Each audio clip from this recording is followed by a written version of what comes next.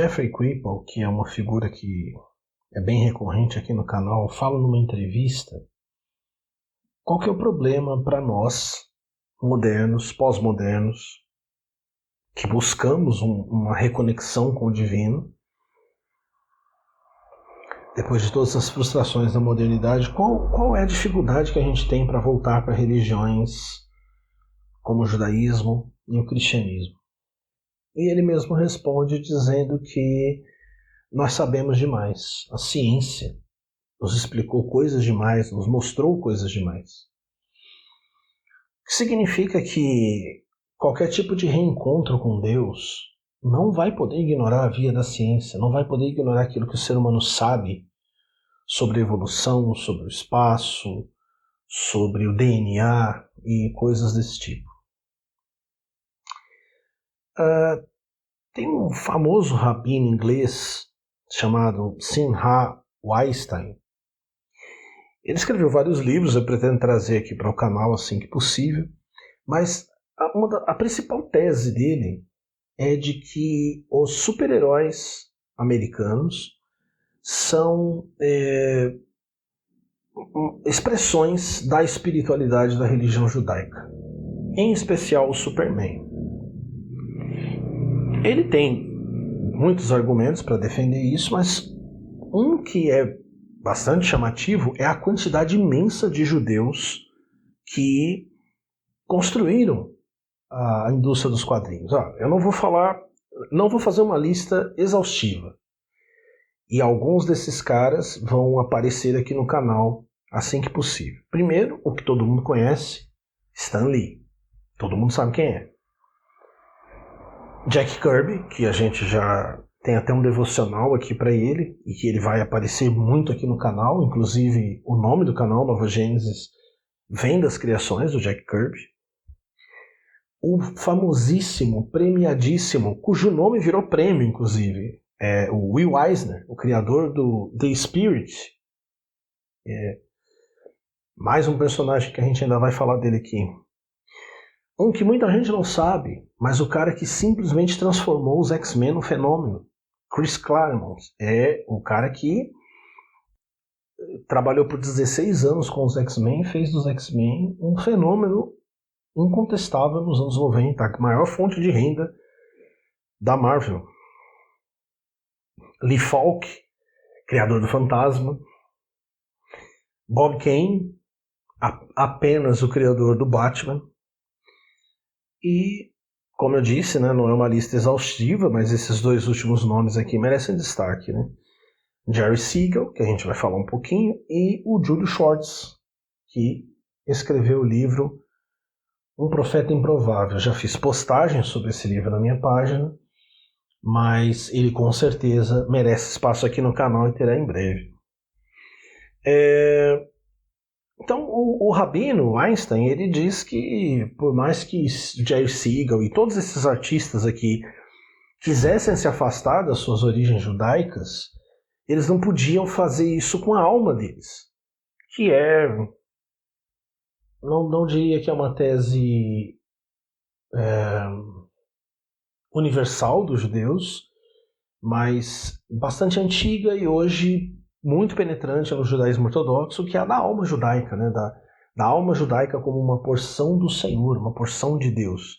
Então quer dizer que o judeu pode rejeitar sua religião, sua origem, seus costumes, mas a alma dele continua expressando o judaísmo. O que é uma ideia bastante interessante, principalmente para o que eu vou falar daqui a pouco. E ele observa os muitos paralelos entre o Superman, né, que é a criação do Jerry Siegel, falando especificamente do Jerry Siegel, né, com Sansão, com Moisés, né, que escapa de uma catástrofe, o Superman da destruição do planeta, Moisés da matança das crianças judias e vai viver numa terra estrangeira. Mas o ponto mais interessante para mim, tem muitos, mas acho que o mais interessante é a observação do nome. Não importa que o nome do Superman a princípio era Kal, não interessa, porque ele se fixou, era Kal, mas ele se fixou como Kal-El. E ele diz que a palavra Kal-El, ela parece muito com uma outra palavra, uma outra expressão, aliás. O nome Kal-El parece com uma outra expressão hebraica. Kol-El. Kol-El. Kol-El significa voz de Deus. Kol-El, voz de Deus. Muito interessante, né? Porque imagina o Superman como voz de Deus. O que é que ele está falando? O que é que ele está nos dizendo? Hoje em dia tem uma treta aí muito grande com relação a pessoas que acham ruim a representação religiosa do Superman. Né? O Grant Morrison disse que ele é o Jesus Cristo da ficção científica. Eu não sei se vocês sabem, mas o Superman foi associado à figura de Jesus Cristo a partir do filme de 1978. Falarei do filme detalhadamente no futuro, as várias referências, e o Zack Snyder apenas, que foi tão criticado, ele apenas deu seguimento a essa continuidade, a essa tradição, digamos assim, que havia se formado, principalmente no cinema.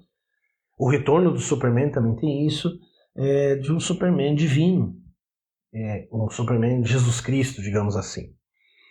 E eu acho engraçado porque as pessoas falam tanto sobre isso aqui não parece o Superman do Zack Snyder não tinha esperança e tal. Elas se baseiam unicamente na figura do Superman do Christopher Reeve, que era um Superman específico. O Superman, quando foi criado pelo Jerry Siegel, não tinha nenhum daqueles traços. Nos anos 50, o Superman já era diferente do Superman de 38. Em 71, o próprio Jack Kirby reformulou o Superman. E mais tarde, em 1986, o John Byrne reformulou pesadamente o Superman. Parando aí, chegando à era moderna dos heróis, a gente para aí e a gente já tem uma reformulação muito grande que vai aparecer mais ou menos fiel no seriado Lois e Clark, As Novas Aventuras do Superman, de 1993. Então, de que Superman vocês estão falando? De que essência vocês estão falando? O que é essencial ao Superman? O que é característico dele de fato? Se ele é a voz de Deus, se ele for mesmo a voz de Deus, ele está falando o quê? Acontece que alguns historiadores, dois deles, Martin Lutz e Lee Daniels, eles acham que essa ideia do rabino é uma bobagem. Eles dizem que é uma bobagem porque desses nomes que eu citei aqui, só o Jack Kirby era praticante do judaísmo. E mesmo assim não era um judeu ortodoxo. Todos os outros, em especial o Jerry Siegel, de quem a gente está falando aqui, eles não eram praticantes do judaísmo, e o Jerry Siegel, o Joe Shuster, que era o desenhista do Superman, nunca admitiram essas influências em nenhuma entrevista, em nenhuma biografia, em coisa nenhuma. Então eles falam, não, isso aí é bobagem, isso aí não tem nada a ver. Claro que o Rabino diz que realmente eles não pretenderam fazer isso, mas isso, como ele diz, era uma expressão da alma deles. Falando em expressão da alma, pensando na expressão da alma, eu lembrei de uma passagem do Zohar, o livro dos mistérios, né? O livro do esplendor, que revela os mistérios cabalísticos numa linguagem que quase que é impossível de ser compreendida. No Tratado de Bereshit, na folha 26b, há uma descrição sobre a queda, a perda da lei, né? A outorga da lei, na verdade, e o pecado dos hebreus com o bezerro de ouro. Não é a única vez que o Zohar vai falar sobre isso, sobre o tema que eu vou tratar de maneira específica aqui. E também não é apenas o Zohar que trata disso. Mas veja só que coisa interessante. Eu vou ler só um pequeno pedaço, tá? E ele, Israel, não tinha méritos para receber a Torá. Então elas foram quebradas e caíram. Isso fez com que o primeiro e o segundo templo fossem destruídos. E por que eles caíram? Elas caíram, as tábuas, né? Porque a letra Vav fugiu delas. E é o Vav da palavra Vaitzer, e formou. Não vou tratar muito dessa questão aqui do Vav, mas o Vav, ele Dentro dos pergaminhos ele funciona como uma espécie de prego, né, de conexão, de junção, e a letra Vav foi tirada, então não é bem que Moisés jogou as tábuas, como a gente lê na Bíblia, mas que elas caíram, elas perderam a sustentação. Só que vieram outras tábuas, né? Só que Israel não tinha mérito. Então o que aconteceu com essas outras tábuas? É dito que, então lhe foram dadas outras 2 tábuas, desta vez do lado da árvore do conhecimento do bem e do mal, e de lá a Torá foi dada, com proibições e permissões, com a direita e a vida, e com a esquerda e a morte, ou seja, a Torá que a gente conhece, que prescreve alimentos kasher e outros não, impuros, que prescreve relações sexuais kasher e outras que são impuras, ou seja, a estrutura do judaísmo como a gente conhece. Mas veja bem, esse aqui é o plano B. E quando é dito que ela vem da árvore, do lado da árvore do conhecimento do bem e do mal, por isso que ela tem permissões e proibições, vida e morte, você tem aqui o povo de Israel meio que comendo o fruto da árvore do conhecimento. A tradição judaica vai dizer que a alma judaica é diferente porque a alma judaica pertencia ao corpo, a alma coletiva do Adão Rishon, ou seja, o Adão que foi formado no Jardim do Éden. E que o pecado de Adão separou essas almas. Então, o episódio do bezerro de ouro e o episódio do pecado de Adão, eles são complementares, eles são o mesmo relato, mas contado de maneiras diferentes. Adão é influenciado pela serpente e os hebreus pecam com o bezerro. Adão come de um fruto proibido e perde o acesso à árvore da vida, enquanto que os hebreus deveriam receber uma lei e recebem uma outra lei, uma outra Torá, só que dessa vez vinda da árvore do conhecimento do bem e do mal, com bênçãos, obviamente, e maldições. E aí você pode dizer, tá bom, e daí? Onde é que você quer chegar? O judaísmo não promete, não apenas diz que essa é a Torá, e essa é a Torá que o povo tem, porque Israel não tinha mérito, então eles devem guardá-la, e eles, principalmente os judeus ortodoxos, tentam inflamar-se de amor enquanto guardam a Torá. Não é apenas isso que é dito.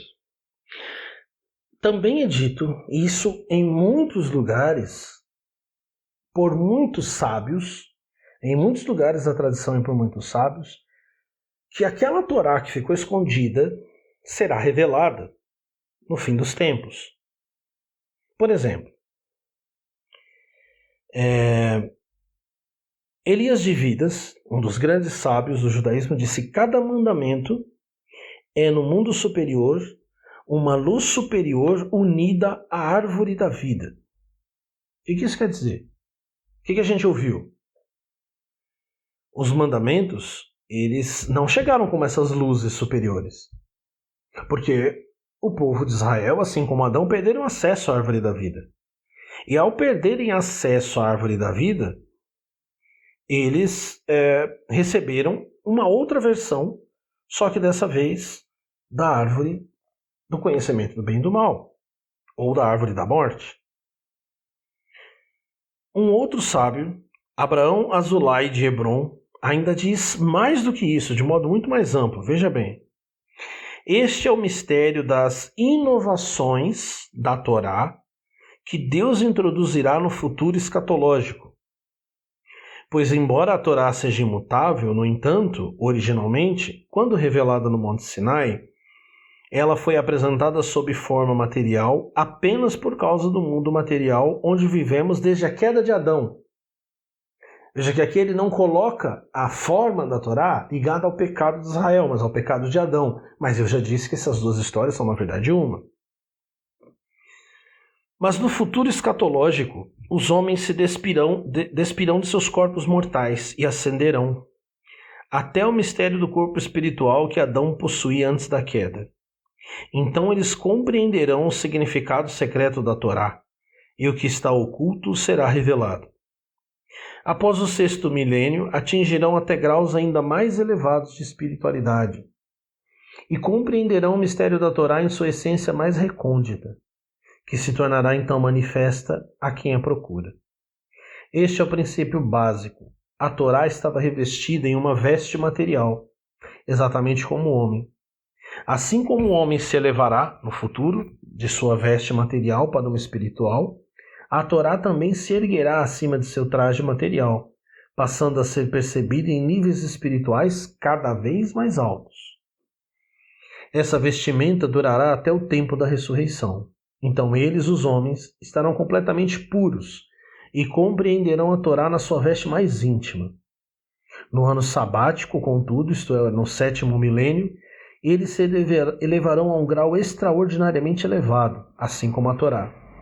Pois assim como os homens se despem de seus corpos, assim a Torá se despirá de seus aspectos materiais, e seu semblante oculto brilhará, e o justo a contemplará na essência espiritual. A Torá, no entanto, é única, a mesma, do início até o fim, e nunca mudará. Quer dizer, a Torá, essas luzes da Torá que são imutáveis, elas são meio que comparadas a uma espécie de fruto. E os mandamentos e as formas da Torá, as cascas. A Torá está envolta em cascas, em kilipotes. Mas ela se despirá dessas cascas. Então agora vamos juntar tudo? Vamos lá. Bom, Rabino Einstein acredita que as almas judaicas dos escritores de quadrinhos, que eles não podiam evitar, das quais eles não podiam se separar nem ignorar, criou heróis, formatou as duas grandes editoras, Marvel, DC e outras, com valores e questões espirituais do próprio judaísmo. A Torá, que é a lei que rege a vida do povo judeu, não foi dada na sua forma original, seja pelo pecado de Adão, seja pelo pecado dos hebreus, ou seja pelos dois sendo apenas um. Dois lados de uma mesma queda. A Torá que você lê na Bíblia não é a forma verdadeira da Torá, da lei, mas principalmente Torá significa muito mais que lei. Torá significa orientação. Ou seja, algo que está te dizendo para onde ir. A Torá, para os judeus, para os cristãos, é a palavra de Deus. E o personagem Superman, chamado Kal-El, seu nome, tem uma semelhança muito profunda, e isso na Kabbalah é muito importante, com a expressão Kol-El. Kol-El, a voz de Deus.